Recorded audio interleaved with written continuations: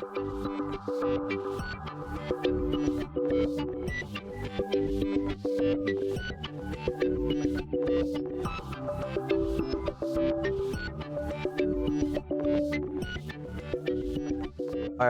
next presenter is Jake Shaw, and Jake has graduated from the University of South Australia with a Bachelor's of Interior Design, and through his own design studio, Hypha, Jake looks at the relationship between the built environment and the human experience with explorations of new and sustainable materials, phenomenology, design as art, and also spatial experiences. And specifically, he does this through grown mushroom mycelium furniture and sculpture.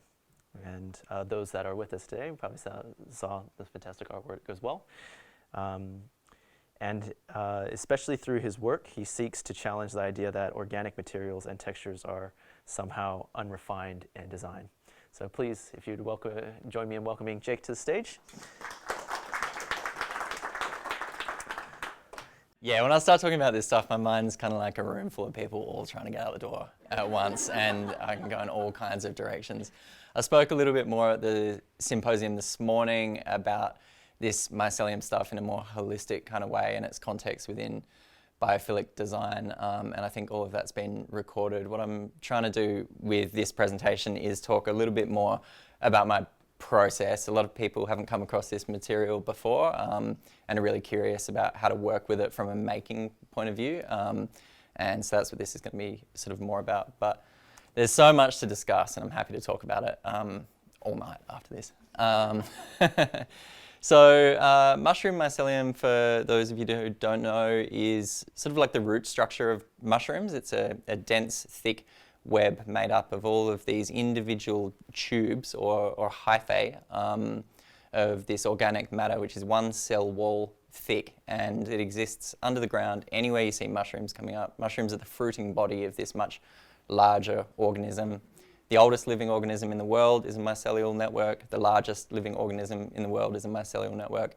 And fungus has been around on the planet for just about 1 billion years now. And so if we sort of look at, I said this morning as well, if we sort of measure sort of intelligence or lots of these biophilic principles by how much time or opportunity an organism has had to adapt to its environment, fungus is leaps and bounds ahead of anything else, superseding plant life by 600,000 years, any kind of animal life by much longer than that.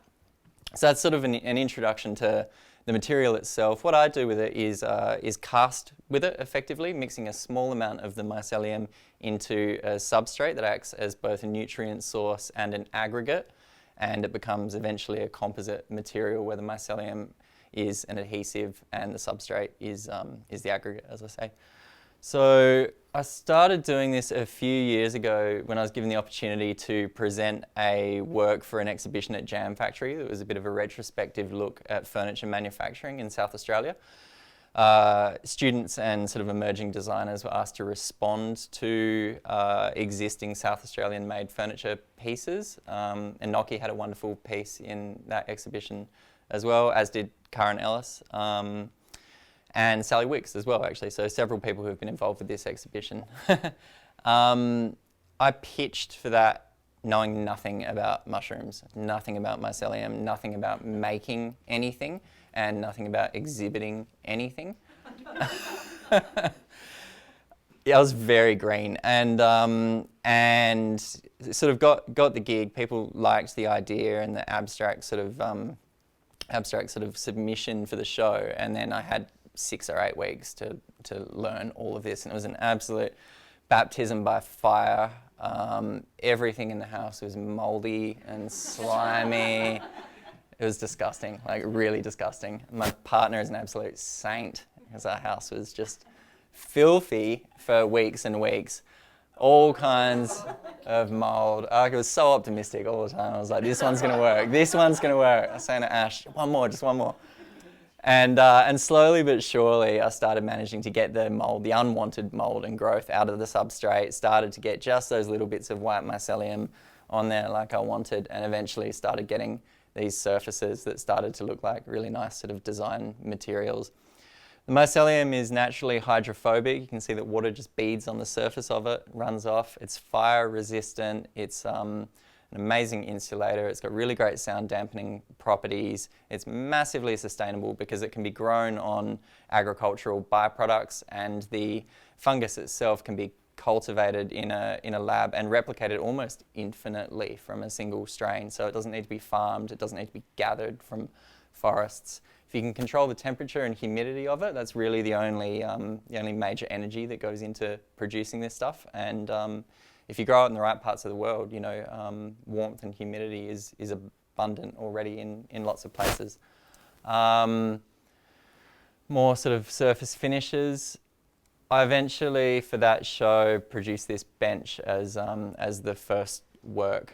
A great big whack of mycelium material there. It was pretty like blunt in its design philosophy. I was like, here it is. This is what it looks like.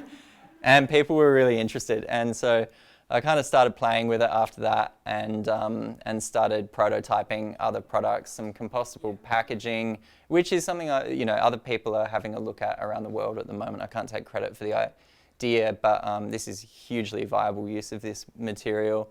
Little design objects, just sort of playing around with its aesthetic qualities, and eventually into a series of sort of wall-mounted monochromes looking at the potential of mycelium as art, but also as potential acoustic paneling or wall claddings in interior systems.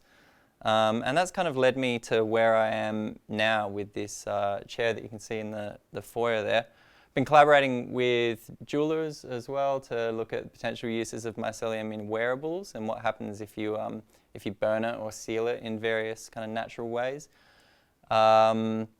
And I'm at this stage now where I think I've worked out how to grow it. I've worked out some potential uses for it. I've done a bunch of kind of speculative work making all of these things to see where it's taking me. And I guess the next step is trying to drum up a bit of interest in it so that I can hear back from others across all kinds of different industries, because this is hugely new, heaps of potential, and I would love to see it in the public space. I'd love to see it find its way into our built environments. I'd love to see it used more broadly in design.